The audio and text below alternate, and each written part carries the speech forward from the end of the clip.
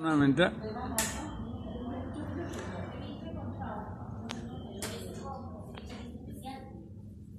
Buenos días, amigos.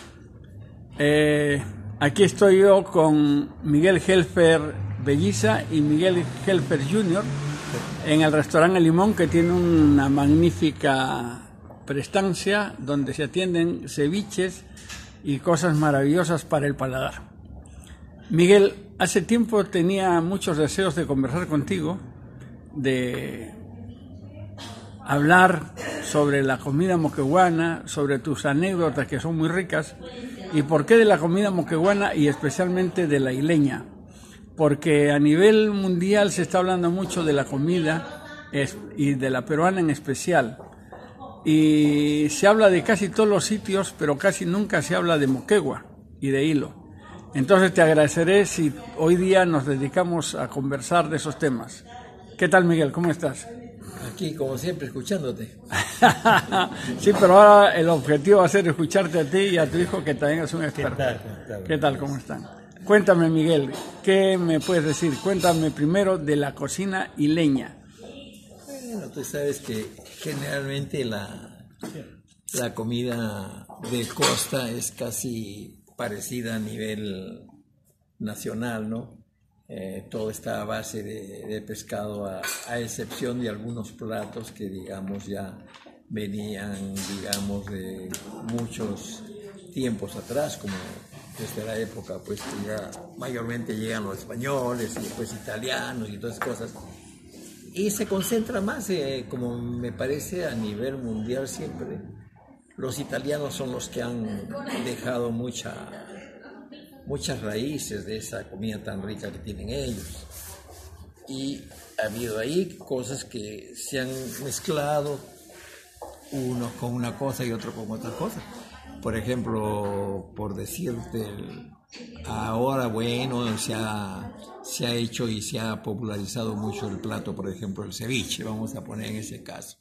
Y antes, pues, el ceviche en el sur no es como en el norte, ¿no? En el sur antes mayormente se mezclaba el limón con el vinagre y no le llamaban ceviche, sino decían comemos un pescado a la vinagreta, ¿no? Lo escarmenaban con un tenedor, por decirte, agarraban un bonito, una corvina, una corvina, lo que sea, le sacaban el pellejo y lo escarmenaban con un tenedor, escarmenaban todito el pescado. Y enseguida lo lavaban bien todo, por supuesto, y hacían una mezcla de limón con vinagre, ¿ya? Y después ya venía pues la cebolla y todo eso, porque tú sabes que el italiano para todo era su cebolla y su ajo, y lo hacían con ajo picadito y su cebolla, pero empleaban más el vinagre que el ¿cómo se llama? Que el limón. El limón lo empleaban muy poco, como por ejemplo los pejerreyes a la vinagreta. También es ahora, con todo lo que ha cambiado un poco, llaman el tiradito y todas esas cosas. Pero antes los pejerreyes los sacaban en hilo, por ejemplo, yo estaba muy pequeño, recuerdo a mi padre cuando los comía, y agarraban y le sacaban todo el espinazo, todo, y los dejaban dormir en vinagre con un poquito de limón y luego aceite de oliva. Aceite de oliva. Así era pues ese famoso ceviche, digamos, que se comía en hilo. No se cortaba en trocitos, porque los trocitos de pescado para el ceviche recién acá en Lima se hacen un poco más populares ya a partir de los 80 para adelante, porque ya con esto de la pesca y todas estas cositas que cambiaron mucho, casi eran, digamos, todo lo típico del norte, porque en el norte sí, toda una vida el ceviche ha sido cortarlo en trocitos. En trocitos. Mira, eso del ceviche, yo tengo referencias, como me acabas de decir, el ceviche en moquegua, y fundamentalmente, como que el ceviche en hilo. Yo cuando fui niño comí el ceviche como tú me has dicho, o sea, que lo hacían así descarmenadito y luego se le sazonaba, obviamente, con sal y fundamentalmente vinagre y muy poco limón. Así es. Y la vez pasada yo conversaba de que en Moquegua no existía limón en exceso. Y me dicen, pero ¿cómo no? Si había Sí, había el Hotel Los Limoneros, pero el Hotel Los Limoneros se llama así porque tenía 2 plantas. No, pero había limón en otro Claro, lugar. había limón, pero no en la abundancia. Pero ¿por qué? Porque más que nada el limón lo utilizaban para hacer la leche de monjas. Mira, yo te voy a decir algo que recuerdo todavía, porque como te digo, tampoco puedo acordarme todo lo que hacían mis padres, ¿no? Pero usaban una naranja agria. Así es, había una naranja agria. Eso se usaba para el ceviche. Así es. Ahí tenía esas naranjas, a pesar que también tenía unas muy dulces, únicas, unas naranjas chinas que los tenían los Cochío y Francisco Cuón, que tenían Pocoma también esas ricas naranjas. Y ellos tenían de esas naranjas. La naranja, sí, yo me acuerdo de la naranja agria. Y acuérdate que en la villa, esas naranjas que habían que parecían melones, ¿no? Los de ahora, tremendas que habían en la villa, y ahí también había la naranja agria. Así es. Bueno, eso es importante. Después, en la conversión fuera de grabación, me comentabas del pescado que preparaba la madre, que era una coquinoa que se hacía al horno. Cuéntanos. Bueno, esa famosa coquinoa, o podía ser corvina, ¿no? Bien, o bonito. Ya, agarraban, lo abrían por la espalda, lo limpiaban bien todo, pero ellos hacían, por decirte, unas zarza, ¿no?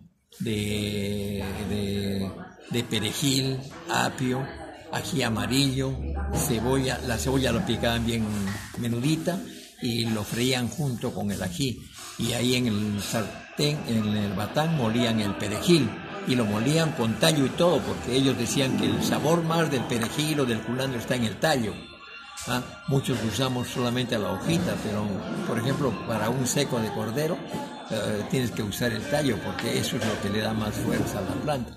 Y todo eso lo mezclaban con apio, con todas esas cosas, embadurraban el pescado todito, lo amarraban con un pabilo, ¿no? Con un pabilo lo envolvían, lo amarraban, lo ponían en la fuente y al horno de don Juan Martínez.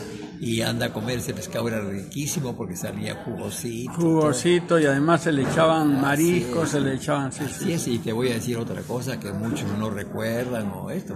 En Hilo mayormente no existía el sudado, como llaman ahora, que un sudado de pescado vamos a comer, que eso, que lo otro. En Hilo se llamaba el chupín. El chupín.